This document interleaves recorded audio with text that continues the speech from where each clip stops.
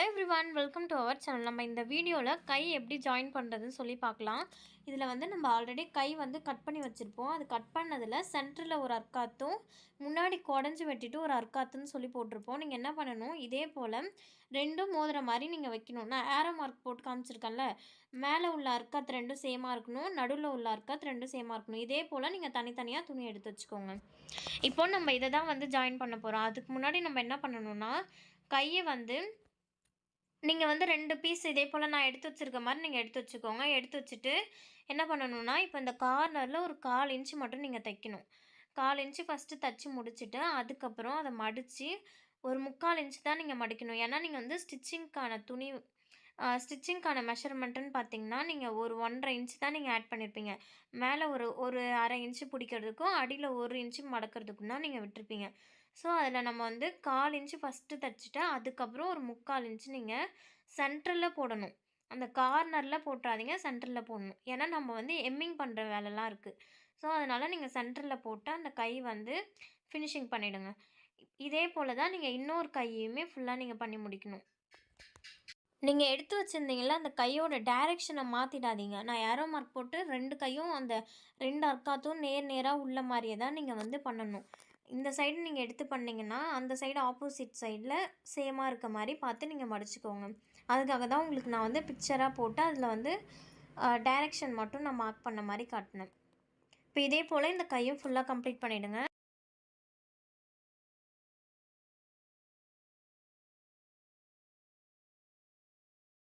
கை join பண்ணுறதுக்கு முன்னாடி நீங்கள் வந்து இந்த விஷயத்த பொதுவாகவே நீங்கள் கவனிச்சு தான் ஆகணும். இதுக்கு என்ன பண்ணணும்னா, நீங்கள் வந்து இந்த மாதிரி துணியை வந்து ஃபுல்லாக பெரட்டி போட்டுக்கோங்க. நம்ம ஸ்டிச் பண்ணது தெரியும்ல, அந்த இடத்துல நீங்கள் பெரட்டி போட்டுட்டு, நெக்ஸ்ட்டு என்ன பண்ணணும்னா, நீங்கள் அப்படியே அந்த கார்னருக்கு போயிடுங்க. அந்த எண்டிங்கில் போயிட்டு 2 கிளாத்தையும் சேமாக வச்சு பாருங்கள். அதாவது நீங்கள் பேக் போர்ஷனையும் ஃப்ரண்ட் போர்ஷனையும் நீங்கள் ஆல்ரெடி ஜாயின் பண்ணியிருப்பீங்க. அது 2த்தையும் சேமாக வச்சு பாருங்கள். ஒன்று வந்து சின்னதாகவும் ஒன்று கொஞ்சம் பெருசாகவும் இருந்ததுன்னா நீங்கள் என்ன பண்ணணும்னா, நான் கட் பண்ணுற மாதிரி நீங்கள் கட் பண்ணணும். அதாவது நீங்கள் வந்து ஜாயிண்ட் பிடிச்சிருப்பீங்கல்ல, டாட் பிடிச்சிருப்பீங்க. அதுக்கப்புறமா தான் நீங்கள் இதே போல் கட் பண்ணி விடணும்.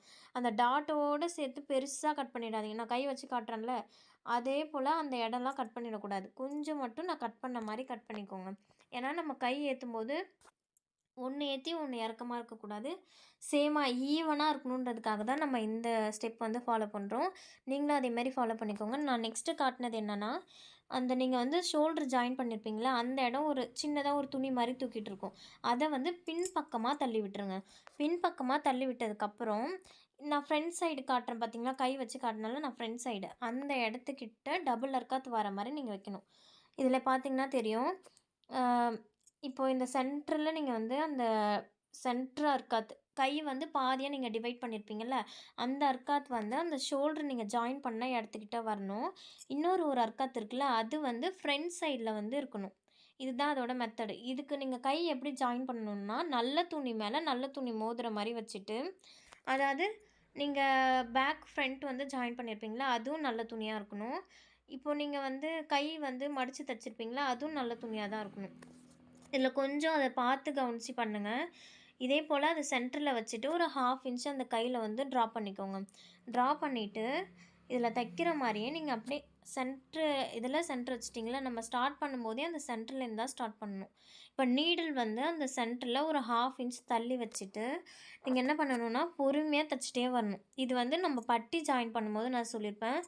ஒன்று கொஞ்சம் ஏற்றி இறுக்கமாக இருக்கும் துணி, அதுக்கப்புறம் நம்ம இழுத்து வச்சு தான் தைக்கணும் அப்படின்னு சொல்லிட்டு, அதே போல் தான் நம்ம கைக்கு என்ன பண்ணணும்னா, ஒரு 1/2 இன்ச்சாக நீங்கள் அது 2த்தையும் ஈவனாக வச்சு, அடியில் உள்ள துணியும் கை துணியும் ஈவனாக வச்சு நீங்கள் 1/2 இன்ச்சுக்கு அப்படியே தைச்சிட்டே வரணும்.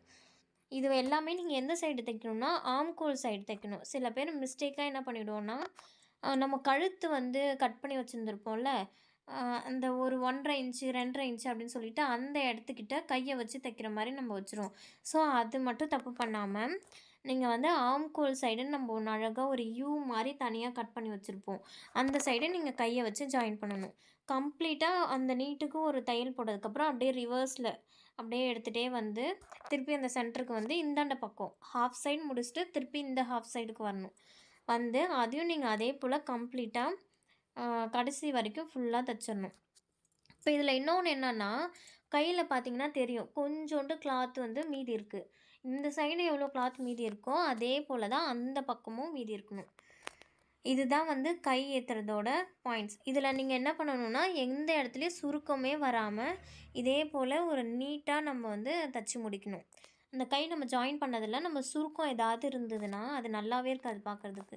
அப்போ நீங்க சுருக்கம் வச்சு ஏதாவது தைக்கிற மாரி இருந்தீங்கன்னா, அத பிரிச்சுருங்க. பிரிச்சுட்டு இதே போல நீட்டா தச்சுருங்க. இப்ப நீங்க என்ன ஸ்டெப் ஃபாலோ பண்ணீங்களோ, அதே தான் நம்ம வந்து அடுத்த கைக்கும் ஃபாலோ பண்ணணும். ஃபர்ஸ்ட்டு அத கட் பண்ணி விட்டுக்கோங்க. அதுக்கப்புறம் சென்டர் அர்க்காத்தோட அந்த சென்டர் இத வச்சு, நல்ல துணி மேல நல்ல துணி மோதுற மாரியும் வச்சு நம்ம வந்து தச்சு முடிக்கணும். நீங்க தச்சு முடிச்சதுக்கப்புறம் எப்படி இருக்குன்னு பார்த்தீங்கன்னா, நீங்க வந்து கை 1/4 இன்ச்சு, 1 இன்ச்சுலாம் மடிச்சு தச்சீங்களா, அது எல்லாமே உள்ள போயிடும். அந்த தையல் எல்லாம் உள்ள போயிடும். அதாவது கெட்ட பக்கத்துக்கு அது போயிடும். இப்ப உங்களுக்கு பார்த்தா தெரியும். வெளியில தான் வந்து நான் கெட்ட பக்கம் இருக்கிற மாரி தெரியுது பாருங்க கையில. ஆனா நீங்க தச்சதுக்கப்புறம் அது உள்ள போயிடும். அதனால தான் சொல்றேன், நல்ல துணி மேல நல்ல துணி மோதுற மாரி வச்சீங்கன்னா, நீங்க பெரட்டுனோனே அது வந்து கெட்ட துணிக்கு பக்கம் போயிடும். இந்த இத மட்டும் ஃபாலோ பண்ணிக்கோங்க. கேர்ஃபுல்லா பார்த்து ஸ்டிச் பண்ணுங்க.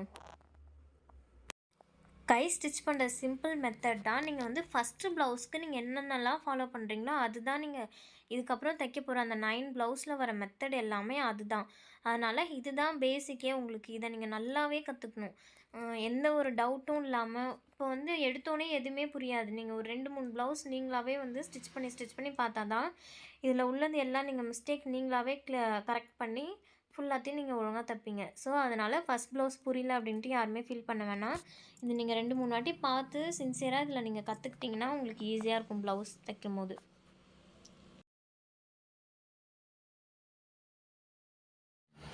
இப்போ நம்ம நெக்ஸ்ட்டு என்ன பண்ணணும்னா, கழுத்துக்கு வந்து ஃபினிஷிங் பண்ணணும்.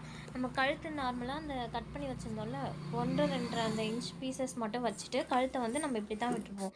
ஸோ, இதே நம்ம வந்து ஃபினிஷிங் பண்ணணுன்றதுக்காக, கிராஸ் பீஸ் வைக்கணும்னு சொல்லிட்டு நம்ம ஒரு கிளாத் ஆல்ரெடி கட் பண்ணி வச்சுருந்துருப்போம் இதே மாரி. இப்போ நம்ம இதில என்ன பண்ணணும்னா, ஒரு ஷார்ப் பெயின் வந்து ஆப்போசிட் சைட்ல அந்த ஷார்ப் பெயின் வந்து பார்க்குற மாரி நீங்க வச்சுக்கணும். இப்போ இதே போல கிளாத் எடுத்து ரொம்ப புரியல அப்டின்னா, நீங்க இதே போல ஃபஸ்ட்டு கிளாத் எடுத்து வச்சுக்கோங்க.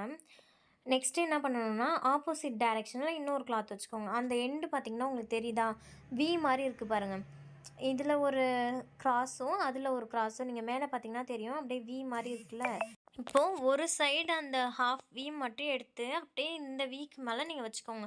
இத நான் வந்து உங்களுக்கு கிராஸ் பீஸ் தான் நான் உங்களுக்கு புரியணுன்றதுக்காக அப்படின்னு சொல்லி அந்த லெட்டர் சொல்லி உங்களுக்கு சொல்லி தரேன்.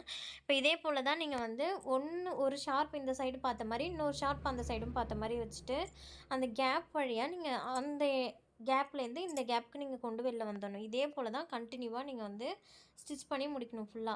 ஃபஸ்ட்டு அந்த அந்த சைடு ஒரு ஷார்ப்பும், இந்த சைடு ஒரு ஷார்ப் எண்டு வச்சுட்டு, நீங்க அதுக்கப்புறம் இந்த நடுவுல கேப் ஒண்ணு இருக்கும் பாருங்க. அந்த கேப் வழியா ஸ்டார்ட் பண்ணி, இந்த கேப் வழியா வெளில வந்துடணும்.